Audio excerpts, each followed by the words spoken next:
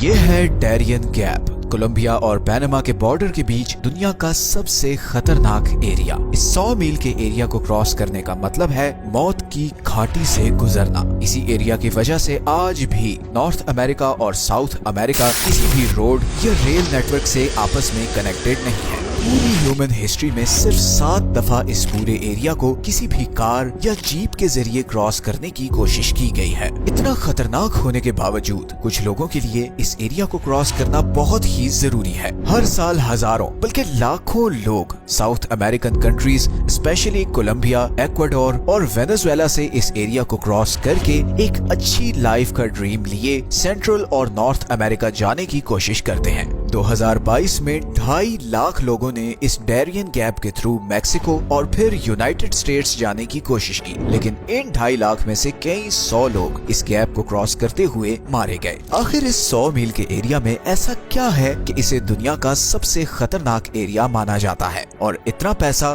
اور ٹیکنالوجی ہونے کے باوجود آج تک اس ایریا میں روڈ یا ریل نیٹ ورک بنانے کی کوشش کیوں نہیں کی گئی؟ آئے جانتے ہیں اس سوال کا۔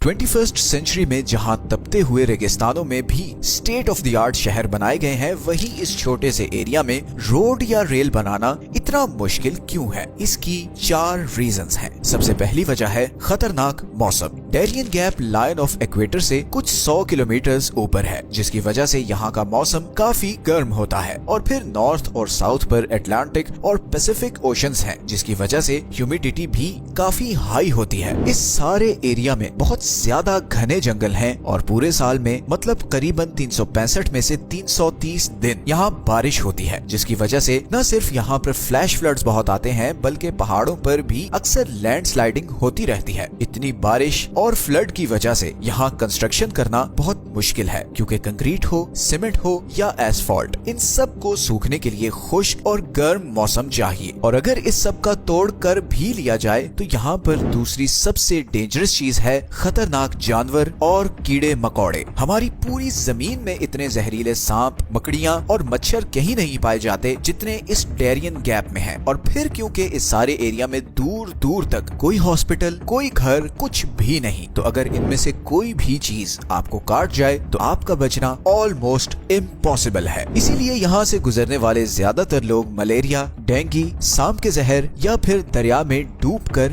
مارے جاتے ہیں۔ لیکن اب ایسا بھی نہیں کہ امریکہ اور دوسرے کنٹریز کے لیے یہاں پر روڈ بنانا بالکل ہی امپاسبل ہے۔ ہاں، ایکسپینسو ضرور ہوگا، مشکل بھی ہوگا، مگر امپاسبل نہیں ہے۔ تو پھر کیا وجہ ہے کہ یہاں پر روڈ یا ریل بنانے کی کوشش ہی نہیں کی جاتی؟ اصل میں کچھ کنٹریز چاہتے ہی نہیں کہ یہاں پر کوئی روڈ یا ریل نیٹ ورک بنے، خاص طور پر امریکہ اور پیناما۔ دراصل 19 سینچری میں پیناما کولمبیا کا ہی ایک پروونس ہوتا تھا، مگر اسی ڈیرین گیپ کی وجہ سے کولمبیا کے لیے پیناما پر کنٹرول رکھنا بہت مشکل تھا۔ کولمبین گورنمنٹ کے لیے پیناما سے کنیکٹڈ رہنے کا ایک ہی روٹ تھا، اور وہ تھا سمندر کے تھرو۔ اسی ڈسکنیکشن کا فائدہ اٹھاتے ہوئے پیناما نے کولمبیا سے آزادی کے لیے ایک موومنٹ شروع کی، اور 20th سینچری میں اسی موومنٹ میں ایک رائزنگ سپر پاور نے بہت زیادہ انٹرسٹ لینا شروع کیا، جس کا نام تھا یونائٹڈ اسٹیٹس آف امریکہ۔ دراصل امریکہ کی پیناما کینال میں بہت دلچسپی تھی، اور وہ چاہتا تھا کہ اس کینال کا کنٹرول اس کے پاس ہو، بیکاز پیناما کینال کی کنسٹرکشن سے پہلے ایسٹرن اور ویسٹرن امریکہ میں ٹریڈ بہت مشکل تھا۔ ساری شپس کو پورا ساؤتھ امریکہ کراس کر کے امریکہ کی ویسٹرن یا ایسٹرن کوسٹ تک جانا پڑتا تھا، تو امریکہ کی ایسٹرن اور ویسٹرن کوسٹ لائن آپس میں ڈسکنیکٹڈ تھی، اور اسی کا حل نکالنے کے لیے یہ آرٹیفیشل کینال بنائی گئی، جس کے بعد امریکہ کی نہ صرف ٹریڈ شپس بلکہ نیوی بھی اب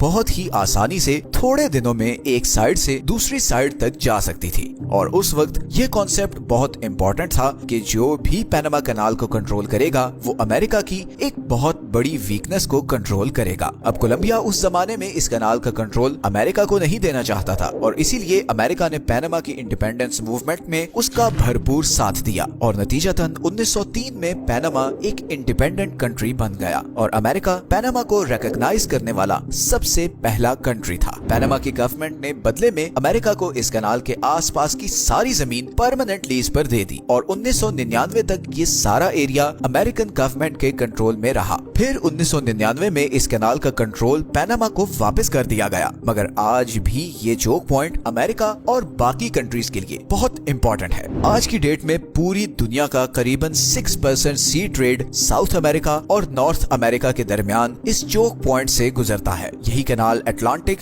और पैसिफिक ओशन को आपस में कनेक्ट करती है। हर साल करीबन 13 से 14 हजार कार्गो शिप्स इस रास्ते से गुजरती हैं। ईस्टर्न एशिया और अमेरिका का ज्यादातर ट्रेड इसी रास्ते से होता है और इसीलिए इस कैनाल को सबसे ज्यादा अमेरिका और चाइना यूज करते हैं। इसी तरह अमेरिका की वेस्टर्न कोस्ट को यूरोप, अफ्रीका और मिडिल ईस्ट से कनेक्ट करने का भी यही एक रास्ता है। अब अगर वापस डैरियन गैप पर आए तो ये कोलंबिया और पनामा के दरमियान है। वही कोलंबिया जो पिछले कई सालों से इंटरनल वायलेंस और इंस्टेबिलिटी का शिकार रहा है और जहाँ की ड्रग माफिया पूरे साउथ अमेरिका में मशहूर है। पूरी दुनिया में सबसे ज्यादा कोकेन कोलंबिया में बनती है और ये सब यहाँ से सेंट्रल और नॉर्थ अमेरिका स्मगल होती है। लेकिन इस डैरियन गैप की वजह से ये स्मगलिंग करना काफी मुश्किल होता है और स्मगलर्स को सी रूट लेना पड़ता है, जहाँ पर पनामा के कोस्ट गार्ड्स अक्सर इन स्मगलर्स को पकड़ लेते हैं। अब इस सिचुएशन में अगर यहाँ पर रोड या रेल नेटवर्क बनाया जाता है तो अमेरिका को ये खदशा है कि कहीं कोलंबिया की ड्रग माफिया यहाँ से पनामा में पहुंचकर पनामा कैनाल को डैमेज ना कर दे। और सिर्फ यही नहीं बल्कि उनको फिर यहाँ से मैक्सिको और अमेरिका तक ड्रग्स पहुँचाना भी बहुत आसान हो जाएगा। इसीलिए अगर पनामा और कोलंबिया की गवर्नमेंट यहाँ पर कोई रेल रोड नेटवर्क बनाने का एग्रीमेंट कर भी लें तो अमेरिका यहाँ पर किसी भी तरह की डेवलपमेंट नहीं होने देगा।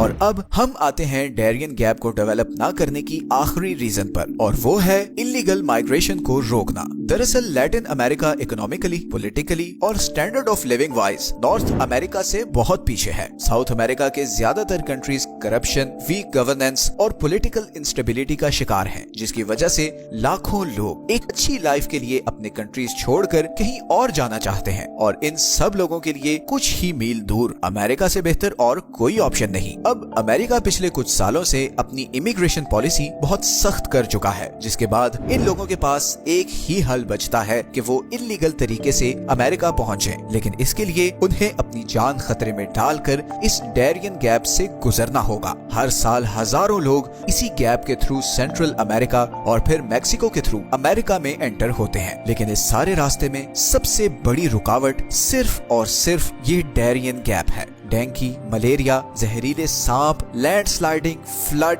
डाकू। 10 दिन के इस सफर में आपको इन सब चीजों से गुजरना पड़ता है। और बदकिस्मती की बात यह है कि इतने खतरनाक रास्ते के बावजूद हर साल इस गैप को क्रॉस करने वालों के नंबर्स में मुसलसल इजाफा होता जा रहा है। गरीबी और भूख से तंग लोगों के पास और कोई चॉइस बचती ही नहीं। कितने ही लोग इस सफर में मारे जाते हैं और जो बच भी जाते हैं उनमें से ज्यादातर साइकोलॉजिकली डैमेज हो चुके होते हैं। भूख भी इंसान से क्या क्या करवा देती है। इन्हीं गरीब लोगों को अमेरिका तक पहुंचने से रोकने के लिए इस डैरियन गैप में कोई रेल रोड नेटवर्क नहीं बनाया जाता और शायद आगे आने वाले कई सालों में ऐसा ही रहेगा। साउथ अमेरिका और नॉर्थ अमेरिका में इतना डिफरेंस क्यों है?